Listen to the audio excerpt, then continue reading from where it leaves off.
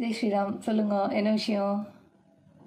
ஆமாம் ஆமாம், இந்த தேர்தல் ஆணையம் வந்து ஏப்ரல் 19 ஏப்ரல் 30 முடிஞ்சதோன்னு தேர்தல். ம் அதில் வந்து ரிஜிஸ்டரான ஓட்டரிங் பர்சன்டேஜை கூட சொல்லிவிட்டான். ரொம்ப அதிகம் இல்லை, ஒரு ஜஸ்ட் 6% கூட சொல்லிவிட்டான். திடீர்னு எப்படி வாக்கு சதவீதம் வந்து அதிகமாச்சு, கணக்கு கொடுங்க, ரொம்ப சந்தேகமாக இருக்குது அப்படின்னெல்லாம் கேட்குறேன். இதெல்லாம் கேட்குறச்ச எனக்கு ஒன்று நினைவுக்கு வர்றது, இந்த சூரிய படத்தில் வில்லன் சொல்லுவானோ, லட்டில் வச்சேன்னு நினச்சியா நட்டில் வச்சேன் அப்படின்னு. அது மாதிரி மோடிஜி ஓட்டிங் மிஷினில் தான் திருமுள்ளு பண்ணிடுவார் அப்படின்னு எல்லாரும் நினச்சிட்டு இருந்தா. ஆனால் நம்ம மோடிஜி தேர்தல் ஆணையத்திலேயே வந்து வச்சுட்டார்.